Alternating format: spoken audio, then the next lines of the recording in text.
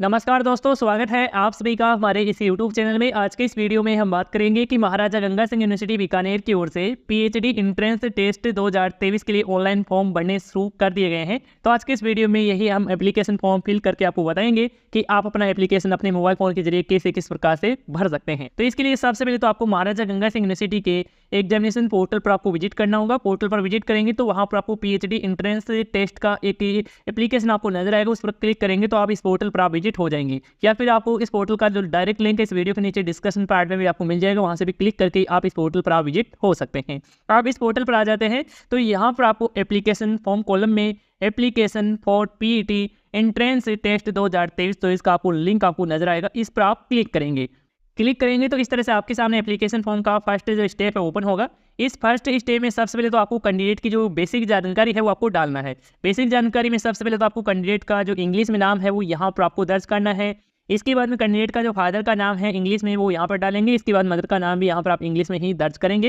ये जो नाम की एंट्री है वो आपको अपने 10th क्लास के जो मार्कशीट है उसी के अकॉर्डिंग यहाँ पर आपको फिल करना है। गलत जानकारी आपको फिल नहीं करना है, नहीं तो आपका एंट्रेंस का जो एप्लीकेशन फॉर्म है वो गलत फिल हो जाएगा। इसके बाद में आपको कैंडिडेट का जो पासपोर्ट साइज में फोटो है और यहाँ पर आपको सिग्नेचर है वो आपको अपलोड करना है। फोटो की साइज यहाँ पर आप देख सकते हैं कि 200 KB है वो रखी गई है और यहाँ पर सिग्नेचर की साइज 100 KB है वो रखी गई है और फॉर्मेट दोनों का सेम है, यानी कि फोटो सिग्नेचर आप जेपीजी जीआईएफ और मेबी फॉर्मेट में अपलोड है वो कर सकते हैं। जैसे कि मैं यहाँ पर फोटो है वो यहाँ पर सिलेक्ट कर लेता हूँ, सिग्नेचर है वो सिलेक्ट कर लेता हूँ। तो आप अपनी फोटो सिग्नेचर अपलोड करेंगे तो यहाँ पर आपको इस तरह से ही देखने को मिलेगा। इसका अर्थ ये नहीं है कि आपकी फोटो अपलोड नहीं हुई है। इसके आप प्रीव्यू देखने के लिए आपको नेक्स्ट स्टेप पर जाना होगा, तो इसके लिए आप नेक्स्ट बटन पर क्लिक करेंगे।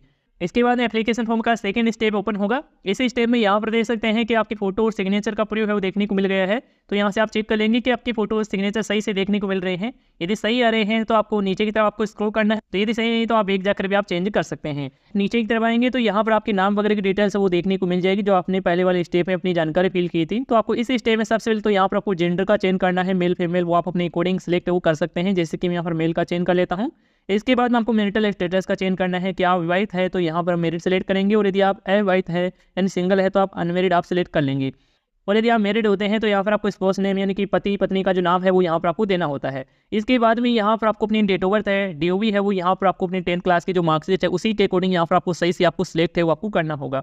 इसके बाद में आप नीचे की तरफ आएंगे और यहाँ पर आपको कास्ट की कैटेगरी का चेंज है वो आपको करना है। तो कास्ट की कैटेगरी में यहाँ पर आप सिलेक्ट करेंगे और यहाँ पर आपके सामने SC ST OBC जनरल जो भी कैटेगरी है वो यहाँ से आप सिलेक्ट है वो कर सकते हैं। जैसे कि मैं यहाँ पर अपनी कैटेगरी सिलेक्ट करता हूँ। इसके बाद में यहाँ पर आपको फिजिकल हैंडीकैप यानी कि किसी भी स्टूडेंट में शारीरिक रूप से विकलांगता है तो यहाँ पर आप अपनी कैटेगरी सिलेक्ट कर सकते हैं, नहीं है तो यहाँ पर आप नन सिलेक्ट करेंगे। इसके बाद में यहाँ पर आपको स्टूडेंट का कोरेस्पोंडेंस एड्रेस यानी कि प्रेजेंट एड्रेस है वो यहाँ पर आपको फिल करना है। तो यहाँ पर अपना प्रेजेंट एड्रेस कंप्लीटली फिल करेंगे। इसके बाद पोस्ट ऑफिस का नाम है, अपना स्टेट है, डिस्ट्रिक्ट है और पिन कोड है, एरिया के हिसाब से वो यहाँ पर डालना है। इसके बाद स्टूडेंट की एक वैलिड ईमेल आईडी है वो यहाँ पर आपको दर्ज करना है और मोबाइल नंबर जो चालू है उसी को यहाँ पर आपको दर्ज करना है, क्योंकि मोबाइल नंबर पर आपसे कॉन्टैक्ट भी किया जा सकता है। तो आपको चालू मोबाइल नंबर डालना है। इसके बाद व्हाट्सएप नंबर यदि उसी नंबर का है तो आप सेम नंबर भी डाल सकते हैं। इसके बाद में आधार कार्ड का 12th डिजिट नंबर है वो यहाँ पर आप दर्ज करेंगे। तो स्टूडेंट की कंप्लीट डिटेल्स है वो सही से आपको फिल है वो आपको करना है। कंप्लीट जानकारी फिल करेंगे तो नीचे की तरफ आएंगे और यहाँ पर आपको बैंक की डिटेल्स भी आपको देना होगा। तो बैंक डिटेल्स में सबसे पहले तो आपको बैंक अकाउंट होल्डर का जो नाम है यानी कि आपका नाम है वही आपको देना है। इसके बाद में आपको अकाउंट नंबर है जो आपकी बैंक डायरी में देखने को मिल जाएगा वो आप देख कर डालेंगे। इसके बाद आपको बैंक के IFSC जो कोड है वो यहाँ पर आपको दर्ज करना है। इसके बाद बैंक का जो नाम है जैसे कि बैंक ऑफ बड़ौदा है, SBI है या फिर कोटक बैंक है, इस प्रकार से आप बैंक का नाम डालेंगे जो भी है। इसके बाद में आपको बैंक ब्रांच का जो नाम है वो यहाँ पर आपको डालना है कि आपकी जो बैंक है वो कहाँ पर स्थित है, कहाँ पर कौन सी ब्रांच में है वो यहाँ पर आप उसका नाम डालेंगे। नीचे की तरफ आएंगे और यहाँ पर आपको फ्लेक्सी टाइप आपको सिलेक्ट करना होगा। तो फ्लेक्सी टाइप यहाँ पर आप अप्लाई फॉर में सिलेक्ट करेंगे। अप्लाई फॉर में सिलेक्ट करेंगे तो यहाँ पर आप देख सकते हैं कि PhD है वो देखने को मिल रहा है, तो यही आप सिलेक्ट है वो करेंगे क्योंकि PhD का एंट्रेंस एग्जाम है तो PhD आप सिलेक्ट करेंगे। इसके बाद में आपको फ्लेक्सी टाइप आपको सिलेक्ट करना है। फ्लेक्सी टाइप में यहाँ पर आप देख सकते हैं कि आप जो PhD करना चाह रहे हैं वो कौन से सब्जेक्ट से आप करना चाह रहे हैं, कौन से आप स्ट्रीम से करना चाह रहे हैं वो यहाँ से आप अपने अकॉर्डिंग सेलेक्ट करेंगे। जैसे कि मैं यहाँ पर आर्ट्स है वो सिलेक्ट करता हूँ। जैसे कि मैंने यहाँ पर आर्ट्स सेलेक्ट किया है। इसके बाद में यहाँ पर आपको सब्जेक्ट का चेंज है वो आपको करना होगा। कौन से सब्जेक्ट से आप PhD के लिए एंट्रेंस के लिए आप एप्लीकेशन फॉर्म भरना चाहते हैं वो यहाँ पर आप अपने अकॉर्डिंग सेलेक्ट कर लेंगे। इसके बाद में यहाँ पर आपको अपना जो मोड है वो आपको सिलेक्ट करना होगा। मोड में यहाँ पर देख सकते हैं कि पार्ट टाइम है वो रेगुलर है, तो जिस भी कंडीशन में आप करना चाहते हैं वो यहाँ पर आप सिलेक्ट है वो कर सकते हैं। जैसे कि मैं यहाँ पर रेगुलर है वो चुनता हूँ। इसके बाद में यहाँ पर आपको अपने जो लास्ट क्वालिफिकेशन जो डिटेल्स है, आपने जो लास्ट एग्जाम पास आउट है वो कर चुके हैं, इसकी जानकारी यहाँ पर आपको देना है। तो सबसे पहले तो यहाँ पर आपको अपनी सेकेंडरी यानी कि आपको अपनी 10th क्लास की जो जानकारी है वो आपको देना है। तो इसमें आपको स्ट्रीम और यहाँ पर सब्जेक्ट तो आपको कुछ भी नहीं डालना है, केवल आपको यहाँ पर बोर्ड का नाम डालना है 10th क्लास में, जैसे कि आरबीसी है, सीबीएसई है, या अगर कोई बोर्ड से आपने पासिंग किया है तो उस बोर्ड का नाम डालेंगे। इसके बाद में आपको पासिंग ईयर का चयन करना है, आपके जो मैक्सिमम मार्क्स है वो डालेंगे और आपके जो प्राप्तांक कितने क्या है 10th क्लास में वो डालेंगे। इसके बाद में यहाँ पर आपका सीजीपीए रिजल्ट है तो सीजीपीए में डाल देना है, और यदि आपका परसेंटेज वाइज रिजल्ट है तो परसेंटेज में यहाँ पर आप डाल देंगे। इसके बाद में यहाँ पर आप डिवीजन है वो सिलेक्ट कर लेंगे। डिवीजन यहाँ पर आप देख सकते हैं कि इसमें यहाँ पर आपको फर्स्ट सेकंड थर्ड है वो देखने को मिल जाता है। यदि आप पास हुए हैं, आपका कोई डिवीजन नहीं है तो आप पास भी सिलेक्ट कर सकते हैं। इसके बाद में यहाँ पर आपको अपने सीनियर सेकंड यानी कि 12th क्लास की भी जानकारी आपको सेम इसी तरह से आपको देना है। बस आपको जो कोर्स की जो स्ट्रीम है वो यहाँ पर आपकी जो ऑप्शनल सब्जेक्ट है, या फिर आप आर्ट्स या फिर आप पीसीएम या पीसीबी, इस तरह से आप साइंस में भी सिलेक्ट है वो कर सकते हैं। इसके बाद में यहाँ पर आपको सब्जेक्ट का चयन करना है कि आपकी जो सब्जेक्ट कौन सी क्या सी 3 सब्जेक्ट आप ऑप्शनल सब्जेक्ट को यहाँ पर आप डालेंगे। इसके बाद बोर्ड का जो नाम है, जैसे कि आरबीसी सीबीएसई है, अदर बोर्ड है, वो यहाँ पर डालेंगे जो भी है। इसके बाद पासिंग ईयर चयन करेंगे, मैक्सिमम मार्क्स है, प्राप्तांक है और यहाँ पर परसेंटेज वगैरह है, और यहाँ पर आपको डिवीजन आपको सिलेक्ट कर लेना है कि आपका 12th क्लास का क्या डिवीजन रहा है। पास हुआ तो पास सिलेक्ट करेंगे। इसके बाद आपको अपनी ग्रेजुएशन की जो जानकारी है वो आपको देना है। ग्रेजुएशन में यहाँ पर आप दे सकते हैं, सबसे पहले तो यहाँ पर आपको अपना जो स्ट्रीम सेलेक्ट करना है कि बीए, बीएससी, बीकॉम जो भी आपने किया हुआ है वो यहाँ पर आप सिलेक्ट करेंगे। इसके बाद में यहाँ पर आपको सब्जेक्ट का चयन है वो आपको करना है, कौन सी क्या सब्जेक्ट रही है वो आप सिलेक्ट करेंगे। इसके बाद बोर्ड का नाम है, यूनिवर्सिटी का नाम है वो यहाँ पर आपको डालना है। इसमें आपको यूनिवर्सिटी का नाम डालना है ग्रेजुएशन में, कौन सी यूनिवर्सिटी आपने पासिंग किया है। इसके बाद पासिंग ईयर, आपके जो मैक्सिमम मार्क्स है टोटल ग्रेजुएशन के टोटल 3 ईयर के आपको डालना है, सिंगल एक आपको फर्स्ट ईयर का नहीं डालना है, तो आप समझ गए होंगे। इसी तरह से आपको टोटल ही आपको ग्रेजुएशन का जो प्राप्तांक है वो आपको डालना है। इसके बाद में आपके जो परसेंटेज वगैरह है वो आपको डालना है। इसके बाद में आपका जो डिवीजन है वो आप सिलेक्ट कर लेंगे, और यदि पास है तो पास सिलेक्ट कर लेंगे। इसके बाद में यदि आपने पोस्ट ग्रेजुएशन भी आपने किया हुआ है तो यहाँ पर आप सिलेक्ट है वो करेंगे। इसमें आप सिलेक्ट करेंगे तो इसमें देख सकते हैं कि एमए, एमएससी, एमकॉम जो भी आपने किया हुआ है तो यहाँ पर आप सिलेक्ट कर लेंगे। इसके बाद सेम तरीके से यहाँ पर आपको जानकारी है, डिटेल्स है वो आपको डाल देना है। तो ये सेम तरीके से आप डिटेल डाल देंगे। इसके बाद अदर आपने कोई डिग्री या कोई डिप्लोमा कोर्स किया हुआ है तो उसकी भी जानकारी यहाँ पर आप दर्ज कर सकते हैं। इसके बाद में यहाँ पर दे सकते हैं कि जेआरएफ है, नेट है, सेट है, स्लेट है, यानी कोई आपके पास डिग्री है तो आप यहाँ से सिलेक्ट वो कर सकते हैं। इसमें यहाँ पर आप दे सकते हैं अलग अलग प्रकार के देखने को मिल जाता है, तो आपके पास जो भी है वो यहाँ पर आप सिलेक्ट कर लेंगे। नहीं है तो आप नन भी सिलेक्ट है वो कर सकते हैं। इसके बाद में यहाँ पर आप सेव एंड प्रोसीड बटन पर आप क्लिक करेंगे। इसके बाद में स्टूडेंट आपके सामने इस तरह से पेमेंट इनवॉइस है वो देखने को मिल जाएगी। इस पेमेंट इनवॉइस में यहाँ पर आपको एक चालान नंबर, फॉर्म नंबर आपको मिल रहा है, इसको आपको नोट आपको जरूर कर लेना है, या फिर आपको इस पेमेंट इनवॉइस का ही प्रिंट आउट लेकर अपने पास आपको सुरक्षित आपको रख लेना है। और यहाँ पर आपने जो भी जानकारी डाली है एक बार चेक कर लेना है। पूरी जानकारी चेक करने के बाद में ही आपको पेमेंट आपको करना है। और पेमेंट यहाँ पर देख सकते हैं कि हमारी कैटेगरी के अनुसार यहाँ पर 2500 देखने को मिल रहा है, लेकिन यदि आप यूआर या फिर आप अदर कैटेगरी से कोई बिलोंग करते हैं तो आपको 3000 रुपये भी आपसे लिया जा सकता है। 3000 रुपये आपकी फ़ीस होगी, तो आप समझ गए होगी इस तरह से आपकी फ़ीस होगी। और यहाँ पर यदि पेमेंट करना चाहते हैं या इसे या जानकर से आप संतुष्ट है तो आप मेक पेमेंट पर आप क्लिक करेंगे।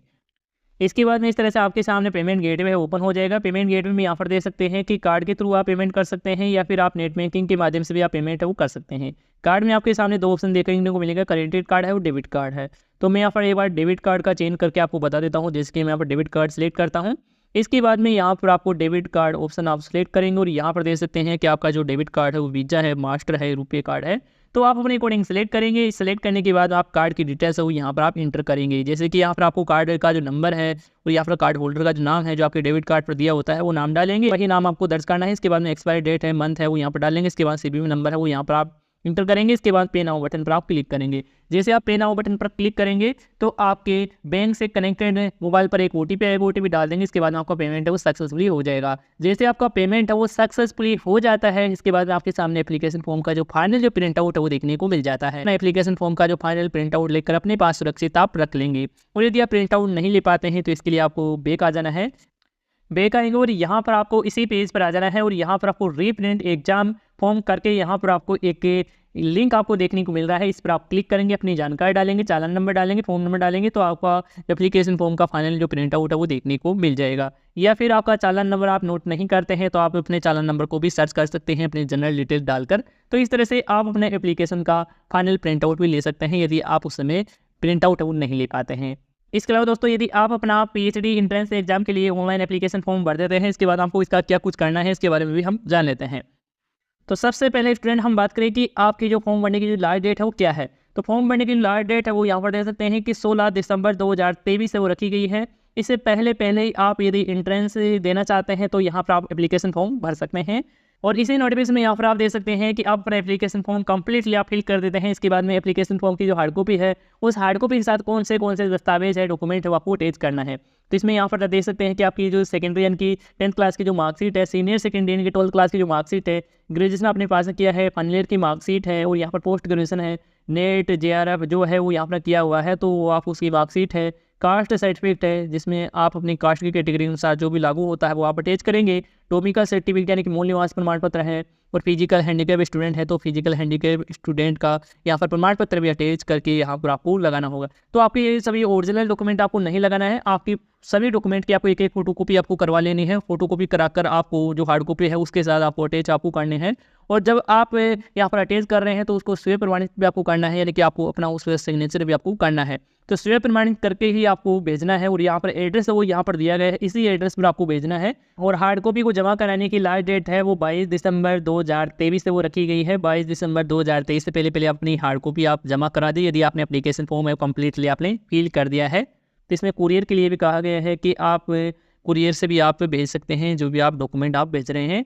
और इस एंट्रेंस एग्ज़ाम का जो एडमिट कार्ड है वो 31 जनवरी 2024 को जारी है, वो किया जाएगा। तो 31 जनवरी 2024 को आप इसी वेबसाइट के माध्यम से आप अपना एडमिट कार्ड है वो डाउनलोड कर पाएंगे।